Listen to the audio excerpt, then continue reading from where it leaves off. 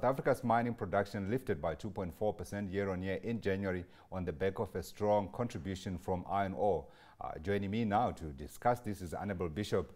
She's Chief Economist at Investec. Thank you, Annabel, for making time to come and talk to us. I guess this was a number that was expected, but I see it was double what economists were expecting. 2.4%, I think, versus 1.3%. That was the expectation.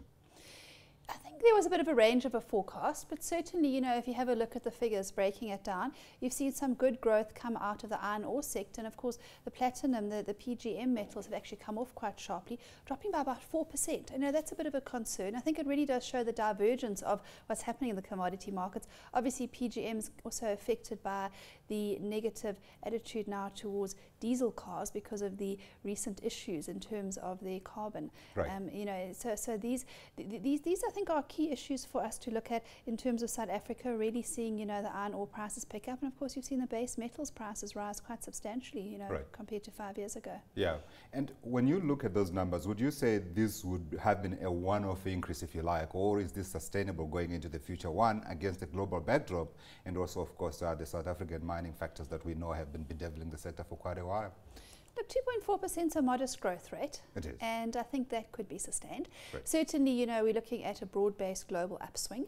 While China, you know, the economic growth in China is seen to have slowed somewhat from previous heady rates, one must bear in mind the industrial sector is incredibly large, the exports, the manufacturing sector, yeah, and of course it is still growing, albeit at a weak rate. So there is still demand coming through, but of course the global economy lifting and lifting commodity prices will provide support as well. This is expected to be sustained certainly over the next few years. Right. So I think, you know, these are positive factors. We're not looking for a substantial deterioration. And in fact, in South Africa, things can really only improve, yeah, from the perspective that we're looking for a better working relationship between government and the private sector. Yeah. And of course, that should lead to increased employment and business activity. Absolutely. I'm going to come and focus a little more on that later. I wanted to focus in particular now on iron ore, given iron ore has been in the wars, so to speak.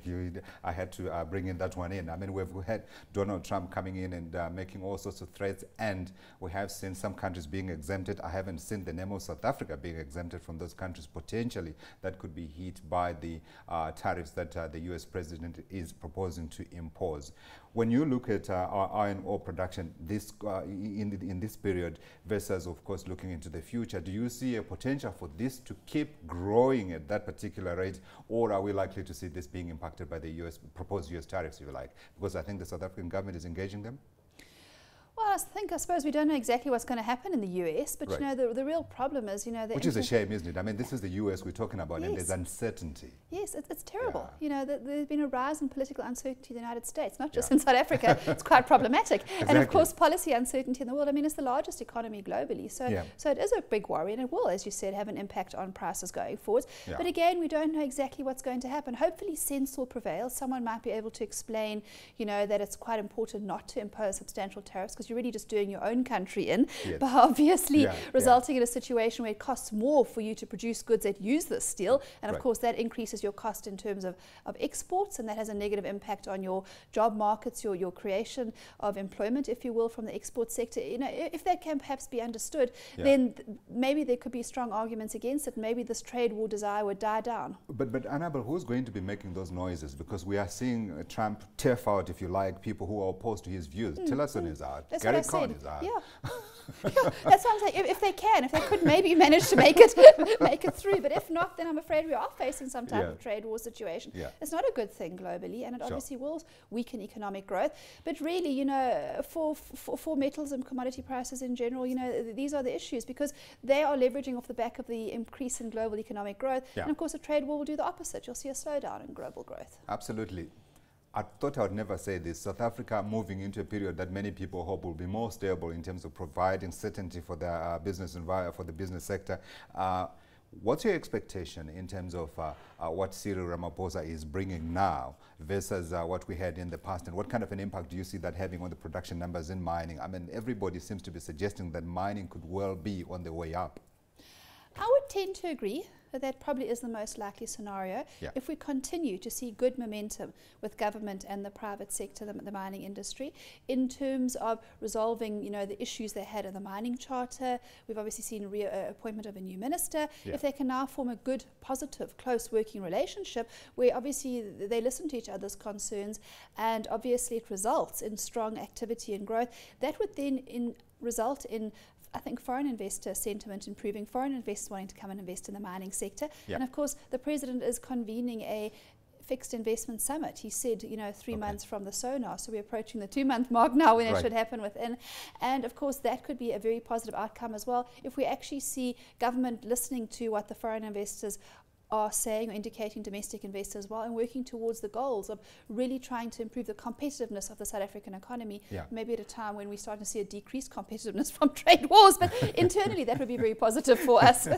Absolutely. What could also be positive, of course, is if Moody's, a week now, decides not to downgrade South Africa again. House view, Investec, what are you expecting? Our house view is no downgrade, but it's a close call. It could be around the 50% mark, so perhaps there is a downgrade. But we're expecting rather they give us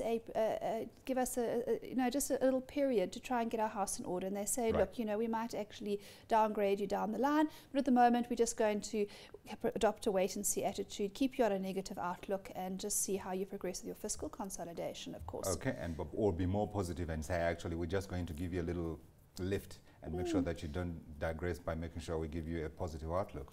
I don't think so, because a positive outlook means an upgrade. So I don't think we're in that territory yet. Yes, but I think, we probably won't get stable either. We probably just get a reprieve. If they move us to stable, there'd have to be some positive factors for doing so. And of course, one of the big issues that has not been resolved and will take a long time to resolve is the financial state of the SOEs. Yes. You can't just wave a magic wand and have that repaired. And that's a big issue. Plus economic growth. We haven't yet delivered on fast economic growth. That's going to be something that pulls us down as well in the credit rating agencies' views. And while we've got better plans for fiscal consolidation, we haven't actually yet consolidated the finances.